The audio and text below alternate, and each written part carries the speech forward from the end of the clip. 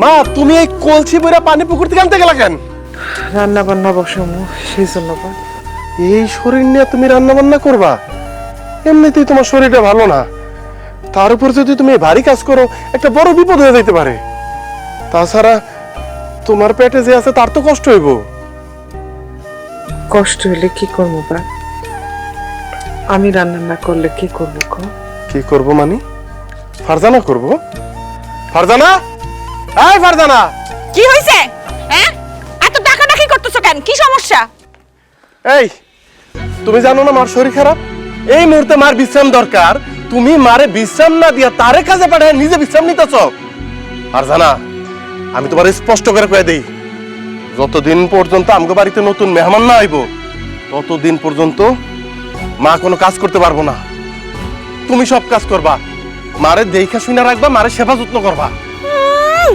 আমার এই পাগলা কুত্তায় কামড়েছে, তার মায়ের বাচ্চা হইব আর তার জন্য রান্না বান্না করবো আমি, তার সেবা করবো আমি, তার সকল কাজকর্ম করবো আমি। কই বাচ্চা হওয়ার সময় শাশুড়ি বউয়ের সেবা যত্ন করে? তা না, আমার শাশুড়ির বাচ্চা হইব আর তার সেবা যত্ন করবো আমি, জীবনেও না। ফারজানা, মার শরীর অবস্থাটা একবার দেখো, এই মুহূর্তে যদি মা একটা ভারী কাজ করতে যায় একটা বিপদ হয়ে যেতে পারে। বিপদ হইলে হোক, তাতে আমার কিচ্ছু যায় আসে না। তোমার মায়ের জন্য যখন তোমার দরদ এত উতলায় পড়তেছে, তাহলে তুমি তোমার মায়ের জন্য রান্না বান্না করো, তার সেবা যত্ন তুমি করো। আমি তোমার পোয়াতি মায়ের সেবা যত্ন করতে পারবো না, আর এবারে আর কোনো কাজই আমি করতে পারবো না। যদি কোনো কাজ করার কথা বলছো, সোজা আমি বাবার বাড়ি চলে যাব।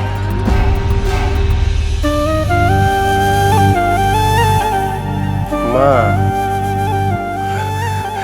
মা, এই যে মন খারাপ করে,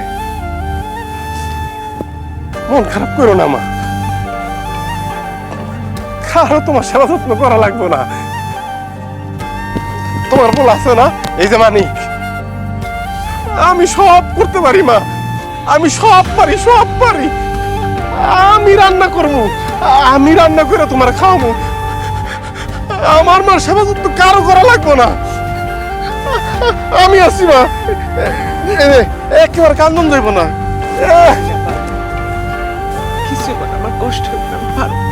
ভাগো, আমি পারবো না, আমার যে পারতো না।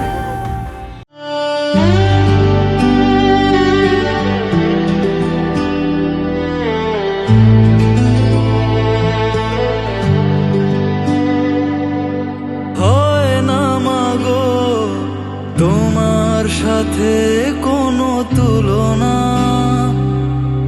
এই জীবনে, তোমার ঋণ শোধ হবে না।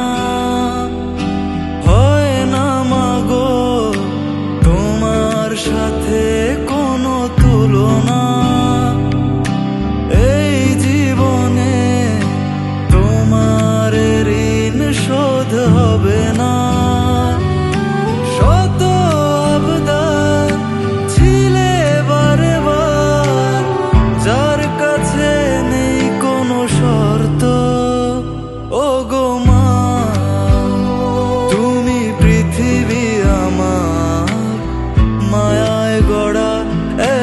স্বর্গ ও গো মা, তুমি মন খারাপে ঠিকানা আমার একমাত্র।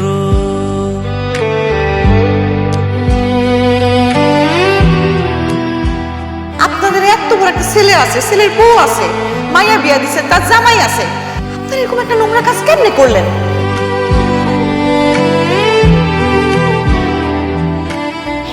চলে গেছে কবরে, 2 দিন পরে না নাতকুর হইব, আর এই বয়সে তুমি নিজেই পেট বাজাই বসে নিছো।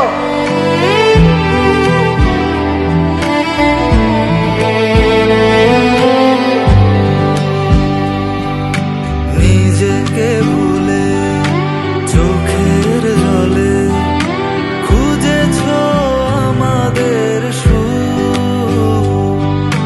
শত ব্যথা মনে লুকিয়ে রেখেছো হাসি।